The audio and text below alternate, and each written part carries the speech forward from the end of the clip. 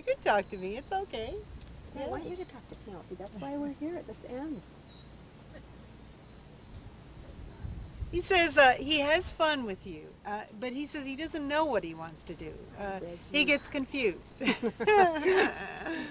He doesn't want to retire. No? No. Does he still want to show, do you think? That's what I kind of wonder. Let me picture that for him. He's still a little nervous. Let me see if he'll and focus you can on wait. it. Yeah, hold on.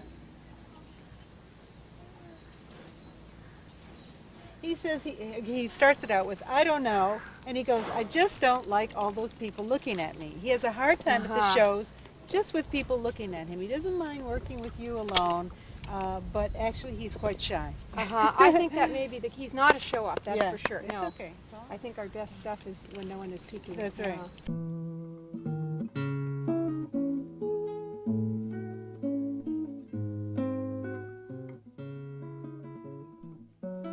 Have you ever thought about going for a walk with your dog and suddenly he's next to you, eagerly wagging his tail? Or have you ever had the feeling that something wasn't right in the next room and discovered that your animal friend was locked in there or having some other problem? These experiences suggest that on a mental or telepathic level, both you and your animal companions can send and receive messages. Penelope Smith has spent much of her life refining her ability to communicate with animals telepathically. Since 1977, Penelope has worked professionally as an animal communication specialist, helping people discover why they are having problems with their animal friends. She tunes in to what the animals are thinking or feeling and tells the owners so that they can find a solution to the problem. Penelope was asked to help this woman and her dog Trapper. He is extremely sensitive to raised voices, will not allow anyone to pick him up, and has several health problems that are being treated with drugs. When he first came to you, he was really afraid that he would not please you. And he still, believe it or not, even after all these years, he has a feeling like something could go wrong. He has a worry. And the raising your voice, when I pictured you just getting excited or angry or raising your voice, he says, I just can't deal with it. He says, I might be doing something wrong. He internalizes it. He takes it in. And I think that's part of his allergy thing, too, is feeling like he may not, even after all these years, it's emotional. Huh? I don't know why. You understand? Yeah. Okay. Even after all these years, he feels like, for some reason, he might not measure up. Even though he feels very much like he is a good dog, and he gets a lot of reassurance in the family, he's got this little niggling thing behind him. Interesting. He says that he was thrown out of the back of a truck. And he shows me a picture of it's a pickup truck, open. He jumps in, he's thrown out. He jumps back in, he's thrown out. I don't get a good picture of the person, but it sounds like a man's voice. I just see this truck and then I see somebody's arms. It looks like he was quite attached to somebody before you got him. And that was quite a disappointment for him. I mean, he was meant to be somebody's really loyal dog, which he is, of course, now. But he's never forgotten that, And evidently he was a little bit hurt too by somebody, physically hurt by somebody throwing him. Not badly, but it looks like, he yelped. So then when you pick him up, that both reminds him of that, and I think physically he has had some bashing around. He says, I like you. You're very sweet. He says he feels a lot better. Just having talked about it. That's good. That's good. Well, you keep improving, okay? In my particular case, there was a behavioral problem with one of my horses that she completely solved in one visit, and there was a drastic behavior change. So if I had any doubt at all in her ability, it completely disappeared with the very first visit. And it was sort of like a therapy session. I asked Penelope a simple question, and right away my mare had this, all of this frustration to release, all this tension to release. So what she did was to turn our relationship around. My mare is now the most affectionate animal you could imagine. She runs to the gate when I come. We have a very close relationship. She follows me everywhere. She's very relaxed. And if there is a problem, I know exactly how to deal with it. So after we'd gone around and seen the llamas, we went back into the house, and she did a reading on one of our dogs, Cider, and spoke of Cider's adventures in other dimensions than this everyday life. And then she turned her attention to Teddy, who immediately began to have a kind of a seizure. He started shaking, and his eyes glazed over, and it seemed as though he wasn't seeing anything. And he had trouble walking. He fell down, actually. This is Teddy. Hi, Teddy, I'm talking about you. Yeah. And we had never seen him have any sort of a seizure before that. And she immediately withdrew her attention from him and had Kelly just hold him, and within about 5 minutes the episode passed. And in the meantime, Penelope and I went off into the other room and did a reading on one of the cats. And then when we came back out, Penelope very gently sort of touched her mind to Teddy's. And he told her he just wanted to be a dog. All the stuff she'd been saying about Cider having other dimensions, that scared him. He didn't want anything to do with that. He was just here to love and be loved. And it was very simple. Penelope is in such demand that she cannot travel to work with everybody who requests her service. So now she consults with people by phone and tunes into their animals at a distance. All she needs to know is the animal's name and some basic information, and she can make a telepathic connection, provided the animal and its owner are willing. We had a young stallion, beautiful young Arabian stallion in training, and he wasn't doing very well. So I decided to have an appointment with Penelope, and she talked to him, although he was 300 miles away. And I was totally blown away. It's interesting to me that Penelope can do her work by telephone. I mean, she needs the telephone to communicate with the person, or at least the person needs it to communicate with her. But I have called her on several occasions and asked her a question about an animal, and she'll say, "Just a minute, let me ask the animal." And then she's quiet for a moment, and then she comes right back with information which has time and again shown itself to be quite accurate. The distance does not make any difference as far as reception goes. What makes a difference is whether the person who is calling me is very open and not putting up any blocks, or if they're resistive. If they're worrying about what I'm going to find out from the animal, or if they're testing and skeptical, that puts up almost like a fuzzy screen. It puts up like static on the radio. So you have a hard time hearing the animal. You have a hard time getting past their static to get to the animal. But if they're very open and they just say, "What does my dog think about this?" or "Where does he hurt?" Boom, I can get right through. This horse trainer tells about an experience with his favorite horse. And then mysteriously she came up lame. And so I had just inching lame, couldn't walk, and could only make baby steps, and couldn't lift her head down to eat.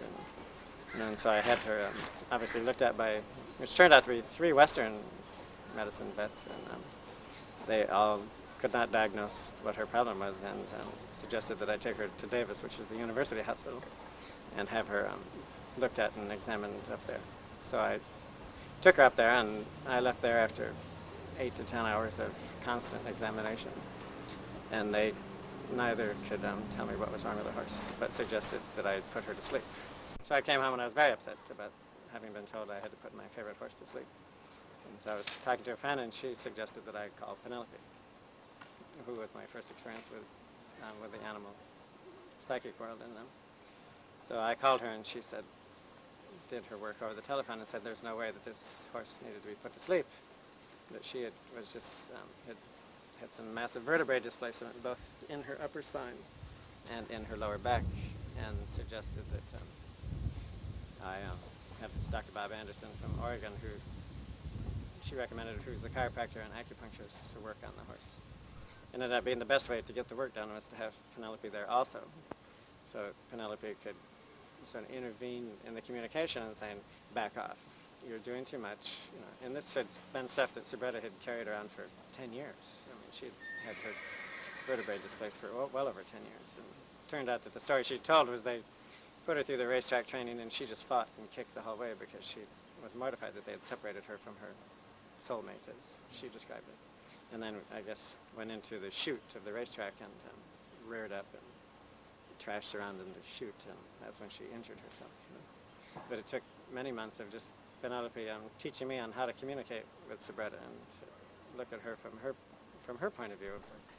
It's like now I call her first before I call the vet because of the expense for me, because I have so many horses.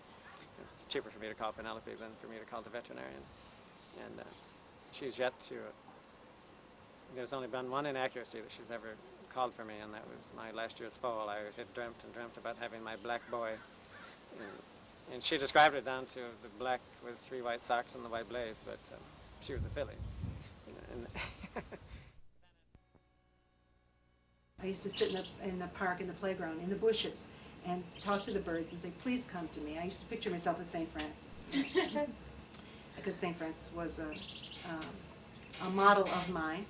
And I used to say, little birdies, please come to me. And I close my eyes, say, I'll close my eyes, come to my hand. And I had birds who came very close and butterflies who landed on my hands. And it was the biggest thrill. You know, to me, to have a wild animal trust you is, as you know, is just melt your heart, you know. So besides having the ability to listen to animals and to be quiet with them and to get their viewpoints from when I was very young, I enhanced the ability by my counselor training, which trained me to really open up, be receptive, and understand what people were saying. So what I do is simply open up and listen and get real quiet, which is real natural, again, for me in communication, is to just get real quiet. I don't go into any trance state, or I don't spend minutes or hours preparing ahead of time. It's something that I can, because of my practice in it, simply be right now here for the animal and listen. The reason that I know that it's not just my imagination is the result. Over and over again, the thousands and thousands of animals I've communicated with, they demonstrate the changes. When I talk with them about upsets they have, problems, things that are confusing to them, why they're behaving the way they are, they change. Behavior changes, they relax. Many times it's drastic, the changes in them, that could happen for no other reason than that they understood, they were understood by me, and that we worked out a solution. Within the first month that we had her, she killed 4 chickens. My husband became very upset and said that we had to get rid of her, and I became very distressed and reluctant to let go of her, but I finally called the vet and I said, you know, I just don't know if this is going to work because of what's happening. And he said, well, before you get rid of her, call Penelope Smith, because I've referred her to a number of my clients to deal with animal problems, and she's been wonderful. So I called Penelope Smith, and she described exactly what Frenchie's state of mind was at the time, and that was that she had come from a very calm house where she was actually basically neglected. There just wasn't enough time to pay attention to her. She was well fed and not mistreated, but neglected. And she went from that into this situation of 4 acres, endless animals, numbers of people around all the time, and she felt like she was in a circus. And she was just more excitement than she knew what to do with. And when she killed the chickens, it wasn't for the kill, you know, it wasn't for the meat, it was really for the sport of it. And so she told me how to instruct her on the leash to be the guardian of the chickens and, you know, to be their caretaker. And I guess I did that for about 4 or 5 days. And then we kept our eye on her for a long time after that when she was around the chickens. But she hasn't shown any aggressiveness toward the chicken in I would say, a year. She'll now go up and try to smell them. The first time I called her, last January, she said he was brilliant and can reason. And she was right on. Right on. I mean, and the normal thing to say is, well, the second one's brilliant. and she didn't. I mean, he's not. I mean, he's a little cutie, but and so what I'm saying is that the specific stuff was just incredible. She's just incredible. At one point I asked her, what was his favorite place? She described it perfectly. She described it perfectly. She didn't know where he was. She'd never been there before, of course. But she asked him, he described it, she described it to me. As soon as she saw the animals, she started talking. She got so much about them. And the thing that struck me and my husband immediately was that she was picking up on things we knew. So that gave us a real basis for trust of what she said when she made comments that were outside of our experience. One of the truest signs, at least for me, that you're really getting their communication is it's not what you expect. You get surprised. It's really not. About 5 years ago, when she was around 17 years old, she pretty much gave up living and started hiding, was underneath the bed a lot. I thought this was the end, But the interesting thing about what went on with her was when she talked to Boogie about why she was thinking about leaving, it was, well, it's like I'm too old. Cats aren't supposed to live this long, And was like, well, where did you get that idea? And, well, she got this picture of this particular tall guy. Now, this was one of my students who had been over to the house. And when she told me this, what she was getting, I remembered the whole incident when I had, given him Boogie's age. And he had kind of said, what? Cats aren't supposed to live that long. In exactly those words. And I remember those words. And these were the words that Boogie remembered. You remember this incident, Boogie? Yeah, you sure do. Well, that was handled. It was like, well, you can live longer than that and whatever. And just within, the next day, I mean, she was up and around already. And she'd been hiding for a week, not coming out hardly to eat. And the sore was getting worse and worse. The sore went away. Within a week, their hair was back, but the sore was healed, and she was who she is.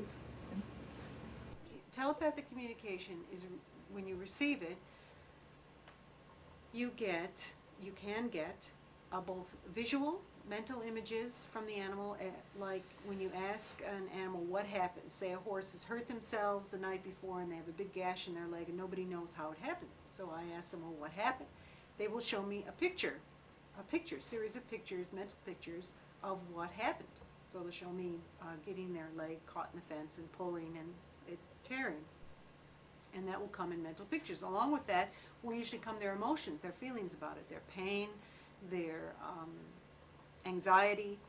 Also, what can come across is a message, sense of audio, of hearing what they say. I feel that I instantly translate into words and I get a message with words. Sometimes they do actually give you phrases because they learn words from hearing them from people over and over again, but most of the time it's a translation into words of a concept. So you get a concept, an idea of what they're saying, which then to tell other people I translate into words. Also, you can get feelings in your own body of how they feel, or feelings in their body. Tuning into their body, you can feel their pain, or you can feel where the energy feels like it's hot, or it's about to burst, or it's blocked. I get all the senses combined, so that to translate it into words sometimes takes a long time, even though it was sort of an instantaneous perception. My horse all of a sudden seemed to give up on life, and she had been losing weight, and my son had been feeding her because at the time my back was hurting, so he was kind of taking over, going down and putting hay over the fence. And within a 2-week period of time, she had gone from this full, meaty, shiny, lovely mare to this thin, frail, weak horse that could barely get around.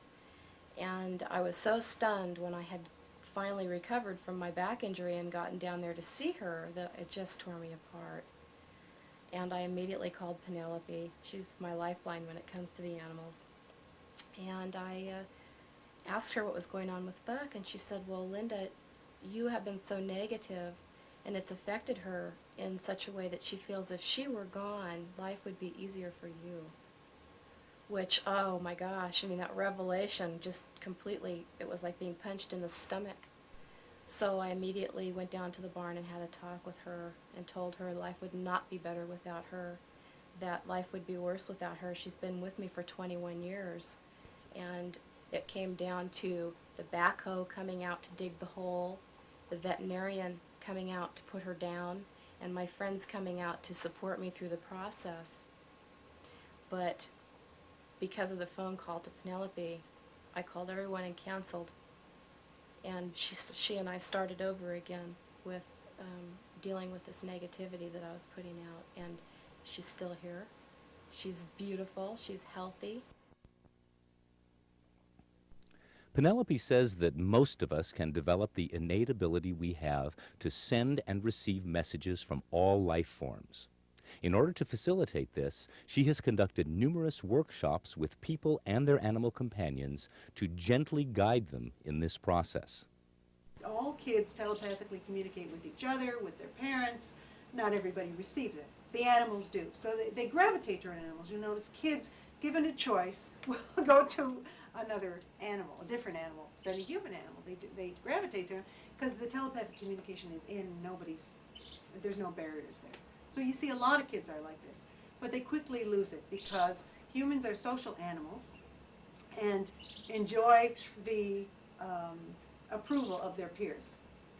So quickly, kids learn that in order to get mother's approval, aunt's approval, their peers' approval, they better toe the line. And the line has been in this society that telepathic communication is for flakes, and witches or something. And that it doesn't exist, and animals are stupid, their brains are this small, and they don't think, they don't feel. I mean, you hear people saying this. So basically, my approach to animals and why I am very successful with helping to handle problems is I regard them as who they are, fellow spirits with different costumes and therefore different experiences. A cat is a cat, a dog is a dog, a human is a human, but and so that all colors all our experience. But basically we're all spirits, and we can all learn from each other, and we all have infinite capacity to understand, and on the most basic inside heart-to-heart things, we're all the same. One of the ways that Penelope helps people tune into animals is through a meditation that has them actually become an animal. And now choose an animal or let an animal come to you. Feel their presence or visualize them. Whatever animal appears to you, imagine it clearly and notice its physical features. Sense its mental and spiritual qualities. Now, as you feel yourself getting closer to the animal, make a shift and get inside the animal's viewpoint. See things through its eyes. Notice how the body and the body parts feel. Your legs or fins or wings. Your head, skin, fur. Now move around in your animal form. Notice how you move. Notice how it feels. Smell. See. Hear. Touch. Taste. And think as that animal. Express emotions through your animal body, like sadness, fear, anger, boredom, joy. I had another experience when we got this little gosling about 8 months ago, 6 or 8 months ago. And she was terrified of everyone. My husband brought her home and put her in a cage, and she was really terrified. And I walked into the cage and realized that she wasn't going to respond very well the way I was approaching her. And so I shifted my thinking process, and I connected with, it's hard to describe how you do that. Penelope, I'm sure, can describe it much better. But I shifted my own consciousness to connect with her consciousness. And she instantly relaxed, because the message that I was giving her was that I was not there to threaten her, I was there to help her. And she bonded to me within a matter of minutes, and if I would sit down on the floor, she would come over and get on my lap. She followed me around for a week, thinking that I was her mother. It was great fun, as a matter of fact. People find it hard in this culture to get quiet in their minds. I find that the people who have the best results in workshops in learning how to telepathically communicate are those who have been meditators, who have had some kind of spiritual practice where they have observed and themselves and their own thinking and learned how to let it all go and be real quiet. To do this well, you have to kind of go open. Just open your perceptions, get real quiet, and just be here. I found that in workshops, when people start to open up, a lot of times they get messages from all over the place. They start to get names, addresses, music, all kinds of things coming in because they're starting to be receptive. And what you need to do is to focus on the being that you want to get the communication from. Just yesterday, as a matter of fact, I pulled into a parking lot.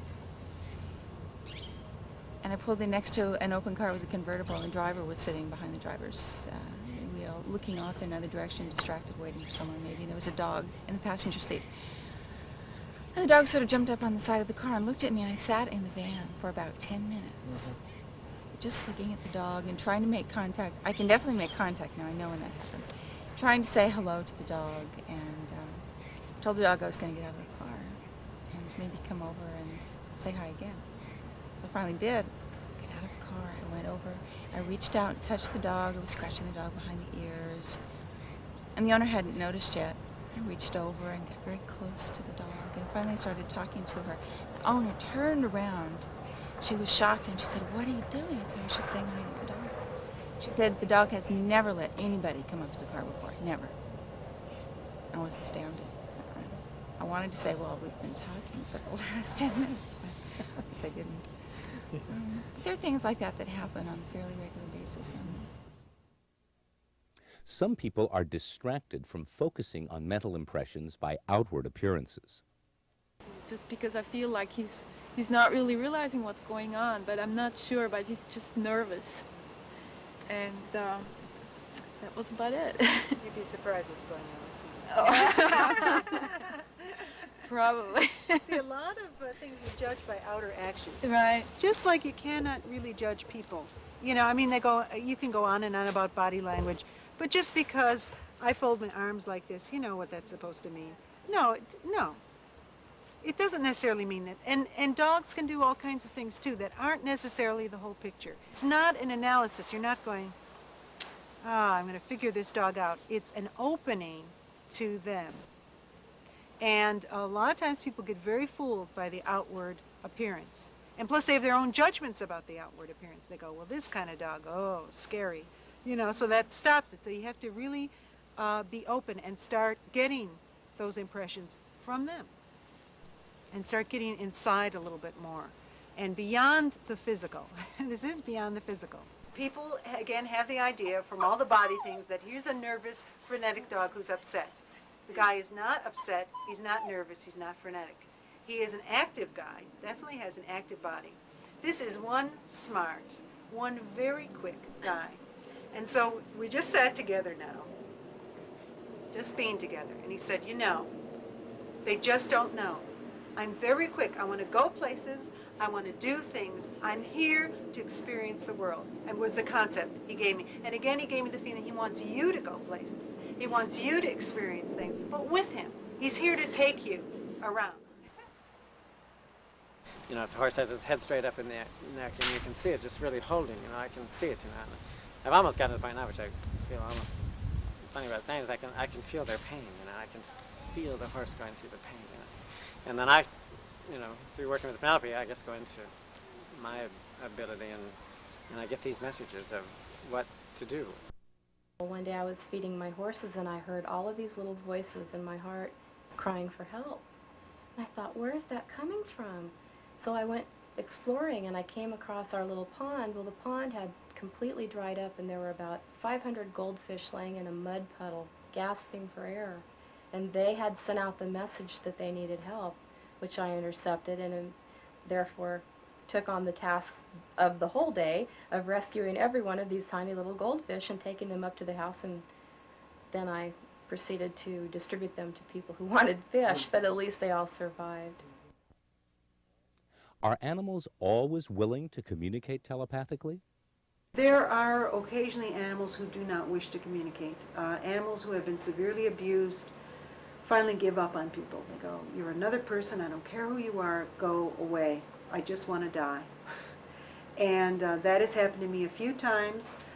Oftentimes I will just tell them, okay, I'm not here to do anything to you. I really appreciate and respect. I will go away. And when you start to go away, a lot of times they will go, wait, you're different, you're kind, you can hear me. I do want to talk to you. But don't force me to do anything. Other times there will be animals who are angry, dominating, manipulate their people, and do not want anybody changing that. They don't want anybody getting in on their game. It's usually animals who themselves have been manipulated and dominated. They turn it around and they start to dominate and manipulate people, and they do not want somebody coming in who knows exactly what they're doing. And sometimes they will actually, it's only been a few cases, but I remember them very well, who actually get violent towards you and go, get out of here or I'm going to go after you. Most animals are joyful and open and relieved to communicate. When you get an animal's attention, even if they're sleeping, they can communicate. In fact, I find, especially with young animals, with puppies or kittens, who are very into and distracted by every little thing that goes around them because they're learning about their environment with their new bodies. When they're sleeping, it's very easy to get right to them as spiritual beings.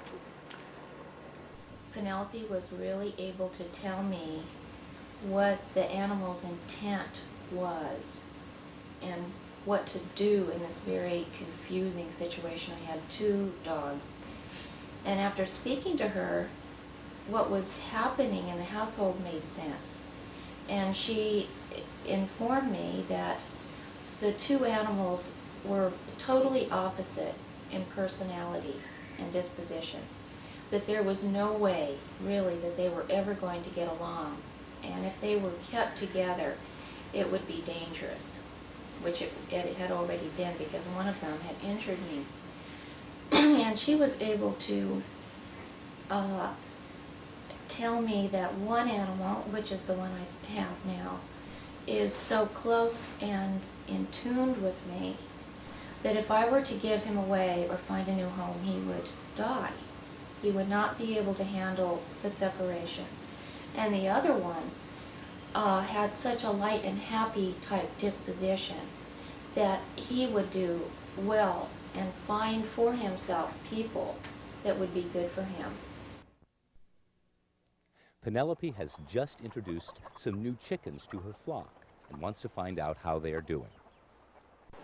She says she likes it here. It's very different and it's fun. I'm glad to see that they're all happy. Nobody's worried about anything, and there's a sense of exploration and curiosity. Again, I'm translating their concepts into words. They're not speaking English, they're just thinking ideas, and I'm translating them into words. They talk to each other, but it's more on a very, just a very energetic understanding, like a feeling of each other, and then they'll greet each other, and they will tell each other things like, I just found some nice bugs over here if you're a chicken, or come over here and sit down with me. They'll call each other, And then they'll sit down, and then they just share each other. They don't think while they're with each other, so they don't hold intellectual conversations generally.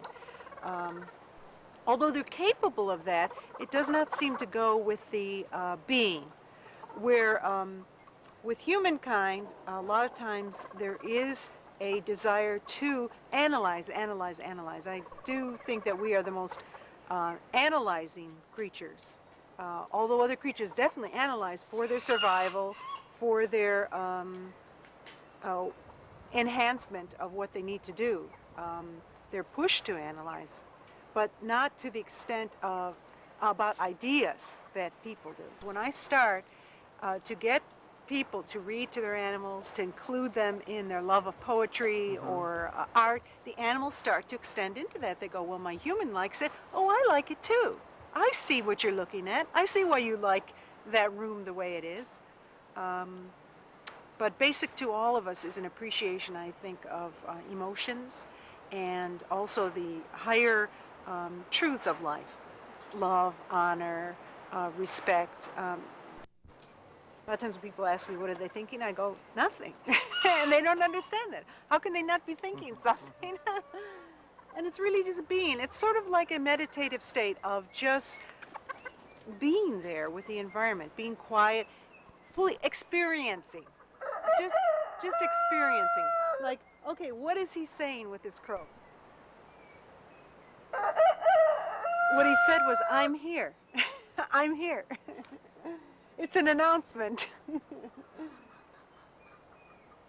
Also, there was a sense of relief. When he crowed, there was a sense of, I'm here, things are good, I'm fine. You know, but again, it's not an intellectualization of verbiage, it's a feeling. I'm here, I'm here. And the other one, I'm here too.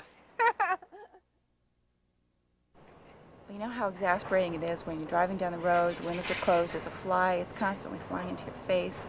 And here I was with Penelope in the other seat.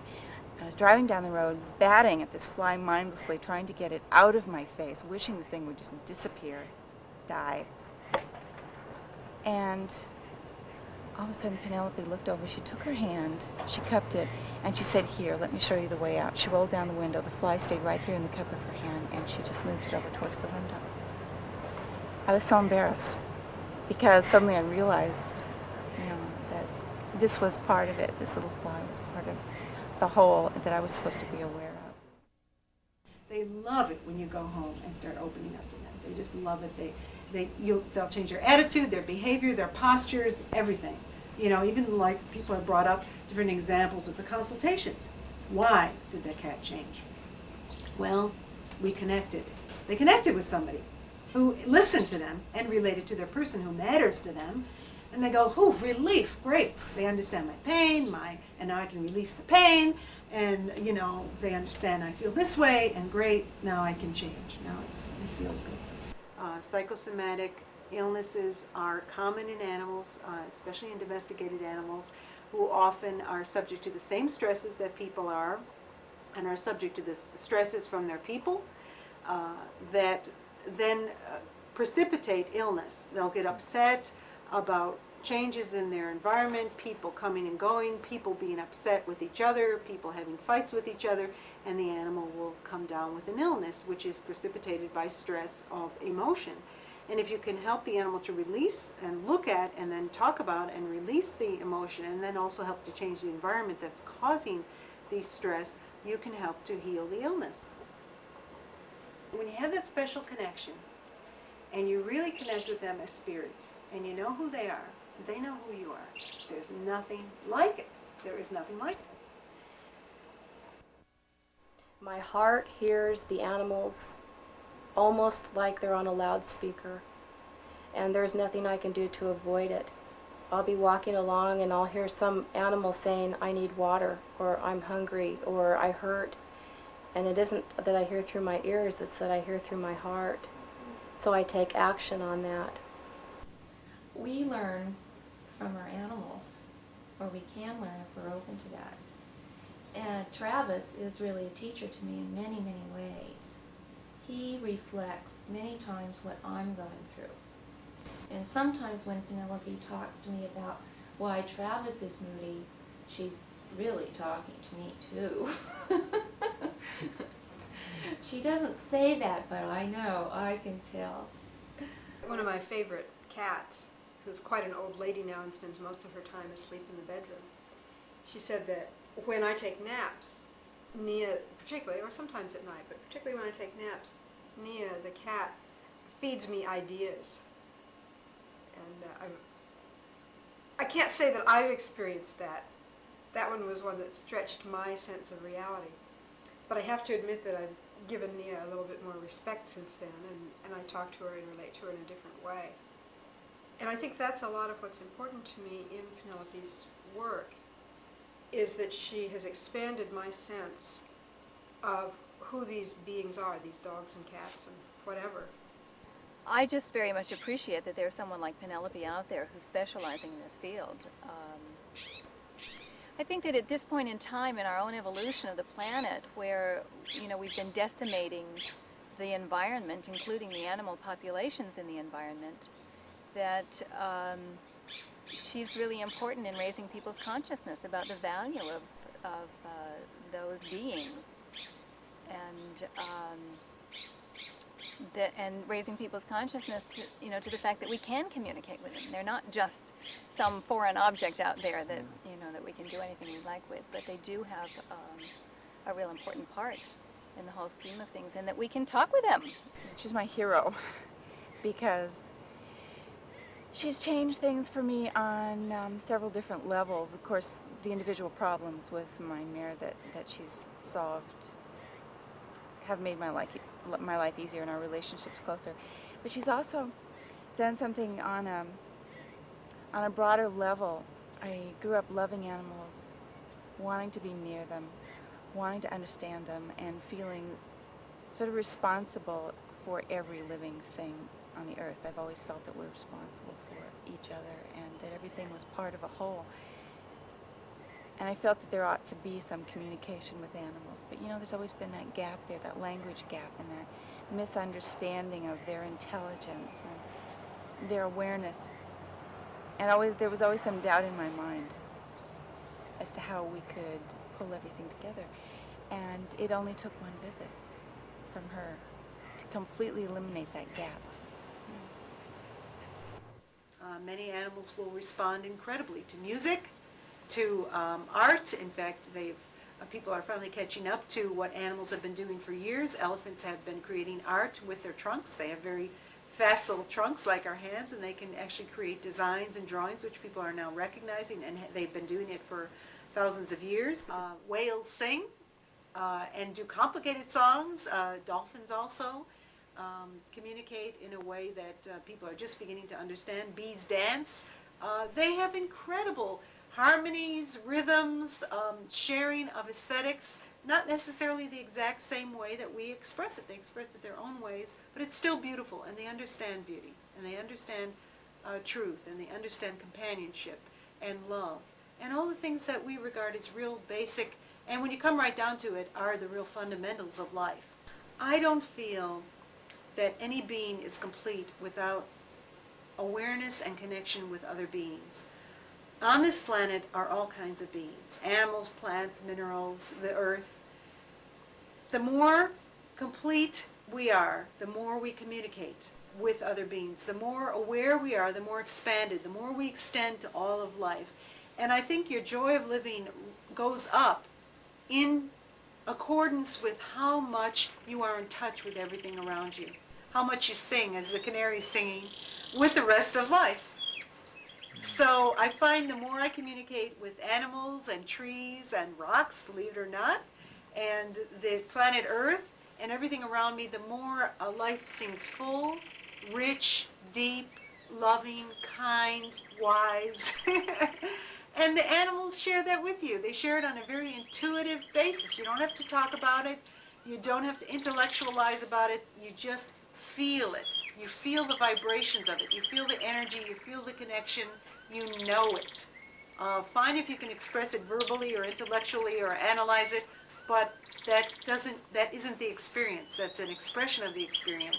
And the more you experience other beings I feel the more wise and loving being you become.